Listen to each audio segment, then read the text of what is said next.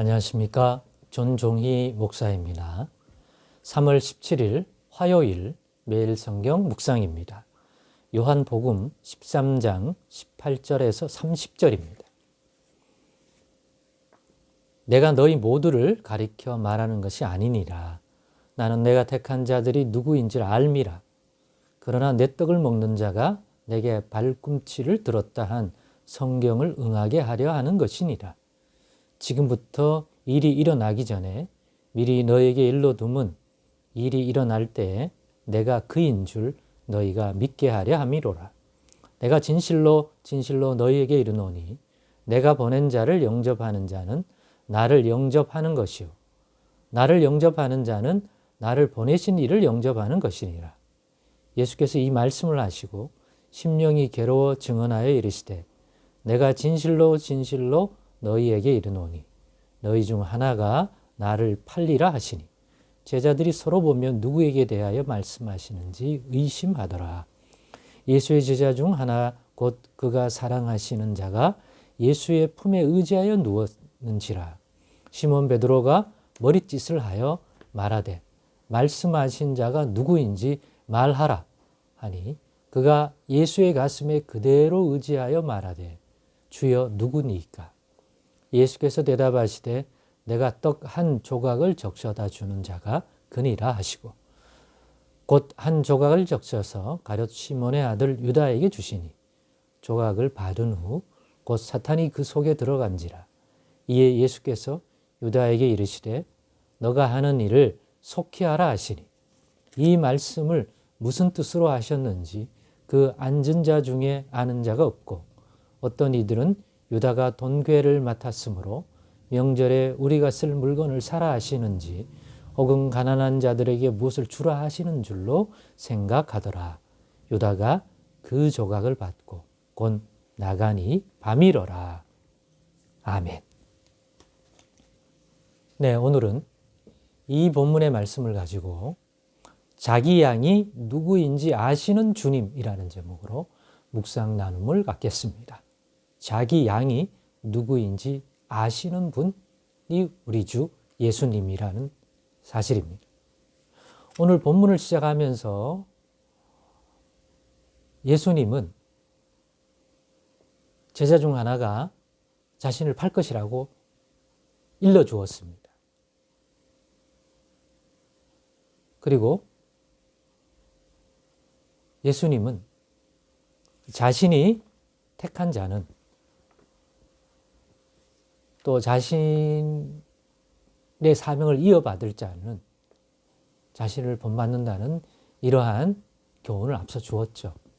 그래서 예수님이 그런 본을 받을 그러한 내용을 또 제자들의 발을 씻겨주면서 또 서로가 그와 같이 예수님을 본받아 발을 씻겨주고 또 씻김 받는 그런 관계성을 가진 자가 예수님과 관련 있는 자고 예수 안에서 형제되고 하나 된 자라는 거죠.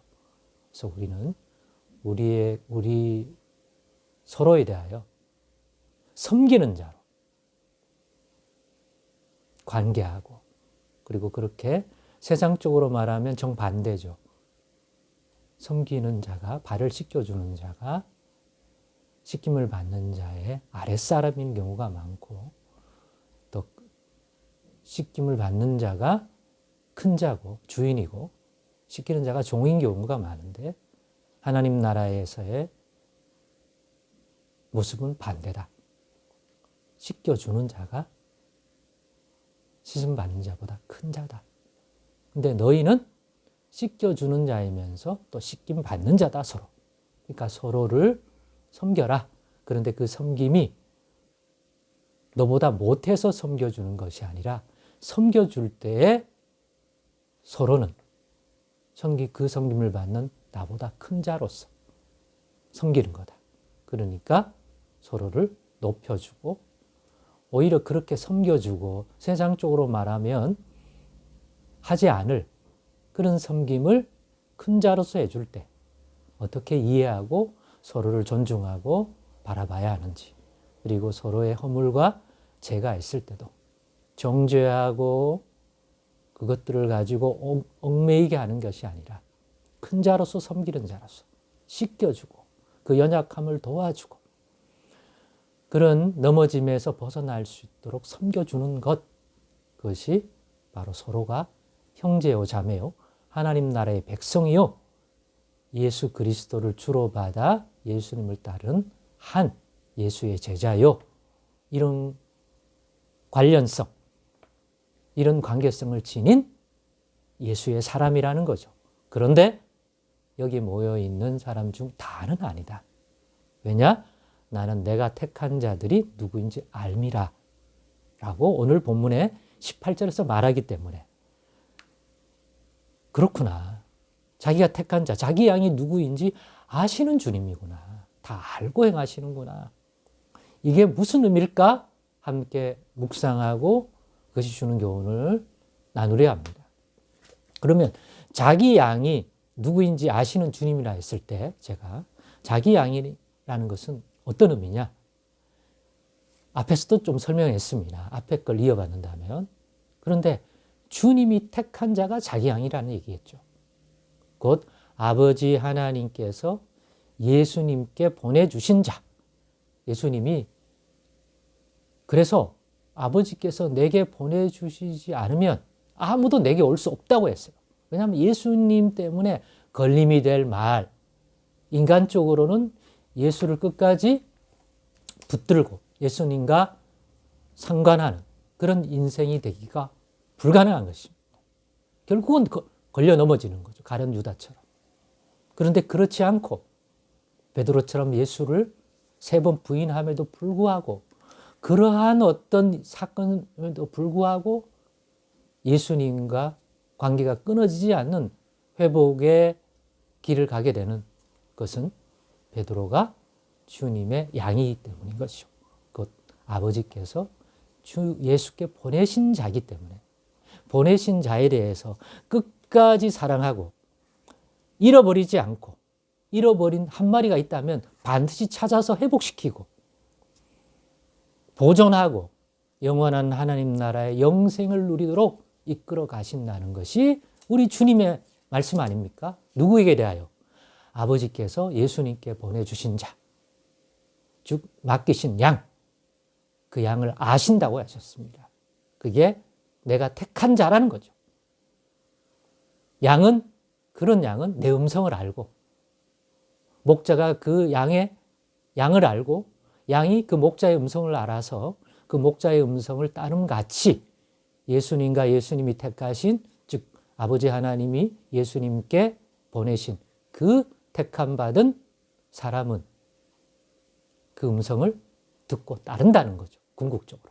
그래서 예수님이 포기하지 않은 이상 예수님의 손길을 붙들게 되어 있다는 거죠. 가룟 유다 같은 인생이 아니라면 말입니다. 그래서 가룟 유다와 나머지 제자에게 행하신 손길이 구별되고 다른 것입니다. 왜 가룟 유다는 배신하고 떠났을 때 거기서 회복하도록 예수님이 찾아가셔서 그런 손길을 주지 않고 결국 자살했다고 그러지 않습니까? 그러나 나머지 제자들은 베드로를 비롯해서 찾아가서 내 양을 치라고 예수님이 아버지께 받은 사명을 예수님은 그 제자들에게도 동일하게 적용해서 내 양을 치라고, 네가 다른 사람들보다 나를 더 사랑하느냐고 질문하고, 예전에는 그저 다른 사람보다 내가 주님을 더 사랑하고 다른 사람은 다 버릴지라도 나는 버리지 않겠다고 자기 입으로 주장하던 베드로같이 안 했더라도 속으로는 다 그렇게 했던 제자들입니다마는 보기 좋게 예수님을 버리고 부인하고 떠나버린 제자들입니다. 그런데도 왜 관계가 깨지지 않습니까? 주님이 택하신 양, 자기 양이고 결국 하나님 아버지께서 예수님께 보내사 끝까지 책임지고 보존하고 또 자라나게 해서 영원한 하나님 나라에 이루도록 이끌도록 맡겨준 양이기 때문에 그 책임을 예수님이 다 하셨습니다. 우리의 구원의 확신은 우리 자신의 의지, 다른 사람은 다 부인해도 저는 믿습니다. 그게 아닙니다. 그거는 환경에 따라 바뀔 수 있습니다. 우리가 진짜 확신해야 되는 것은 예수님이 우리를 버리지 않을 것이다. 왜? 우리가 아버지 하나님이 주님께 보낸 자기 때문에. 내 의로움, 내 분별력, 내 잘남, 내 이념, 그것에 예수님이 합당하기 때문에 예수를 따르는 게 아닙니다. 어떨 때는 왜 내가 예수 믿는지, 예수님께로 계속 가는지 잘 모릅니다. 나중엔 다 깨닫겠죠. 하나님 아버지께서 내 목자가 예수님이라고 일러주고 그 음성을 들을 때 거부하는 것이 아니라 어떨 때는 말씀이 어려워 이해는 못하지만 그래도 그분의 말씀이 영생의 말씀이요 구원의 말씀이요 의의 말씀이라고 믿어지기 때문에 따르는 것입니다. 우리의 확신은 우리 자신의 완벽한 의지, 우리 자신의 감정적 확신이 아닙니다. 진리입니다.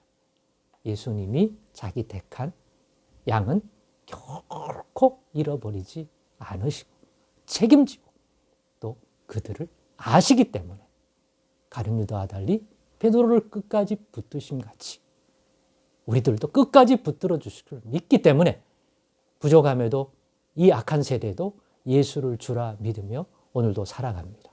여전히 부족함을 보지만 말입니다. 여러분은 예수님이 아시는 양이 맞습니까?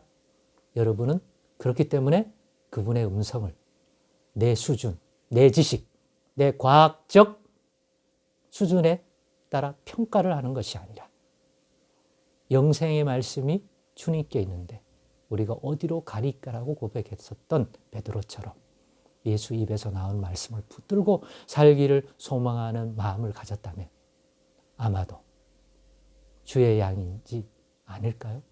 성령께서 우리 모두에게 주님의 양된 그러한 선한 마음 또 열린 귀 볼 수 있는 눈을 주시기를 소망합니다. 기도하겠습니다.